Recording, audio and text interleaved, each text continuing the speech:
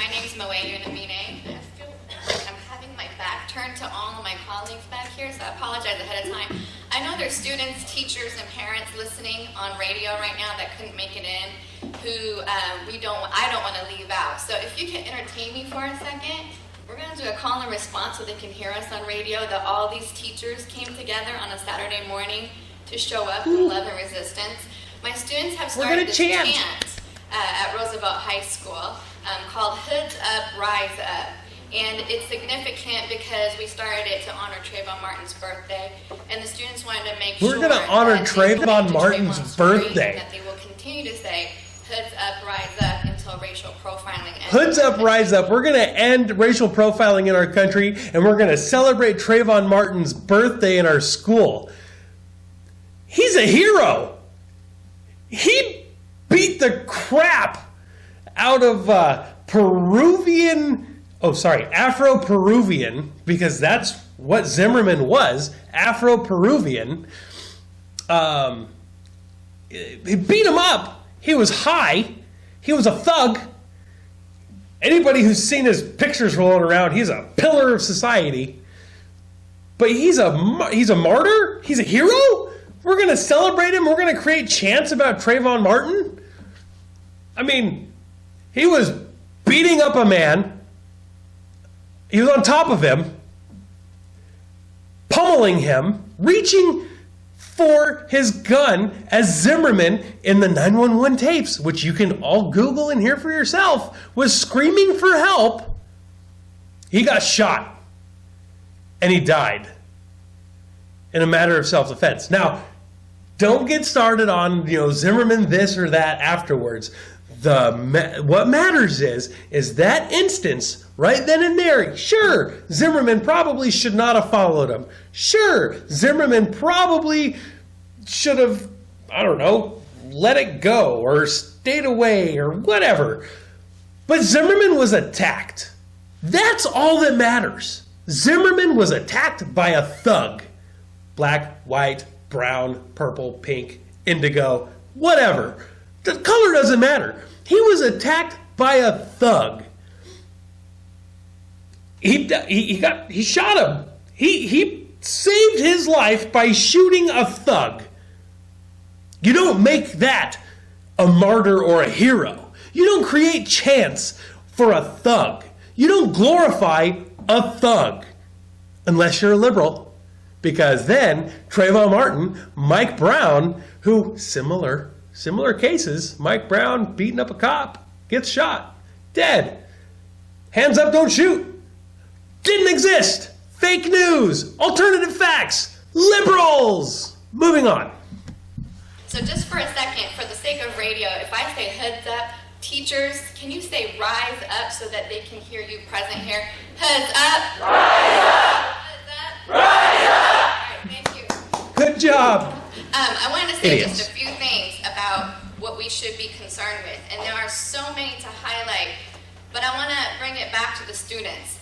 Because probably, like me, you've seen a lot of the personal pain that have affected so many of our children in the classroom.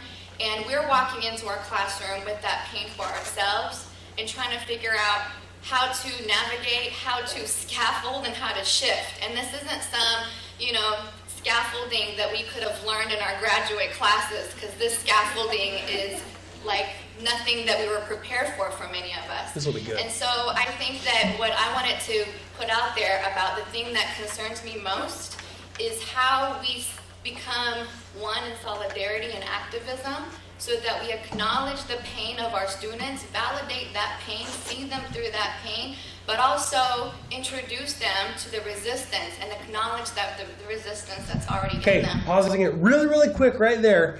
I'm just going to go ahead and bring up, how do you promote solidarity? Resist. Anybody else catch that? We need to bring in solidarity. We need to be one. We need to bring this together. We need to have some togetherness. So we will resist. And who are they going to resist? Are they just resisting the president? Or are they also resisting and alienating and demonizing everybody that put him in office in the first place? Ding, ding, ding. You got it right. So, And also, I'm just going to go ahead and go back really quick to when she was sitting there and she was talking about how there's all this pain being felt and all this stuff going on.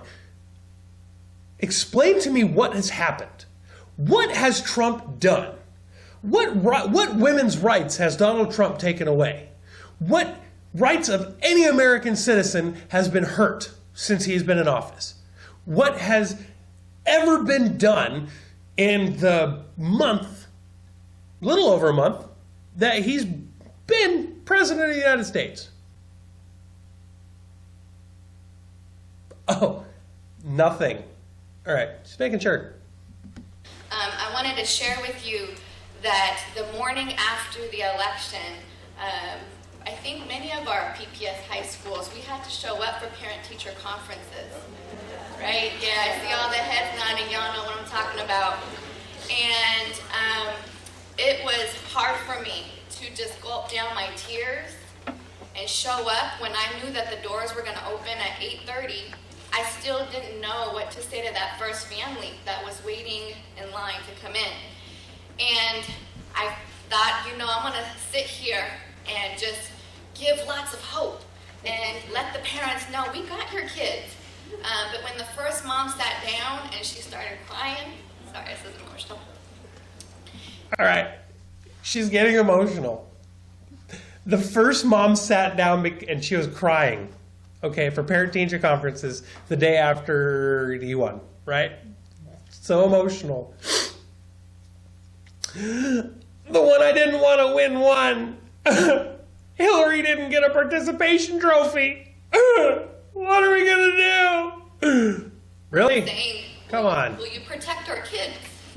Will you make sure they're safe? Protect your kids from what? What? What do your kids need protection from? Conservatives? Us evil conservatives? What are you going to do? Kick out and suspend or expel all conservative students? Because guess what? There's a few in there. Safe from what? It was a moment I looked around and I saw a whole line of parents. That's usually what at happens. 8:30 for parent-teacher conferences. They showed up the morning after because our school was a safe place. And they were determined to show up with their kids in that safe place. When I didn't think that many families were going to show up that morning after. Our school's a safe space. And many of us teachers had to come together throughout the parent-teacher conference, check on each other, and say, you doing okay? What do you need? But the pattern really was that this parent-teacher conference this year was like nothing we have ever experienced before. How sad and pathetic is this? Family after family, Tell me. wanting us to reassure them that their children were going to be safe. When I talked to the students the Monday after that, what was it, a 5-day weekend, I think it was? And it had been 5 days since we could come back together as a class. 5 days because of the to snow. unpack and circle up together. I asked the students, what do you want? What do you hope for? What do you want us teachers to do? And one vocal student of mine said, I need you to teach us how to fight. Oh. I need you to teach us how to fight. How do we fight? And at that How do we moment, fight against those I had evil to conservatives? rethink a lot of the curriculum I had planned for the rest of the year. All right, hold on. Pause that real quick because everybody's clapping, right? Because she changed the curriculum for the rest of the year because Donald Trump is president. Tell me how Donald Trump or Hillary Clinton being president or Gary Johnson becoming president, anybody becoming president would make you change the curriculum that you're going to be teaching the kids. This is what I'm talking about. This is why the public school system is going to fail. Because if a new president is going to make you change your curriculum, you have no business teaching. None whatsoever. Maybe the only thing you could add to it is, hey, we have a new president. His name is Donald Trump. He is a billionaire who has created X amount of, jobs. 30,000 I think was the last thing I heard. Don't fact check me. I don't know, but I'm pretty sure that's what I heard. He's created 30,000 jobs and he's built all these companies, and oh, don't worry, liberals. Yeah, he declared bankruptcy. That's called smart business. Just saying. He's still got more money than you. He's still smarter than you. Sorry, it's a fact.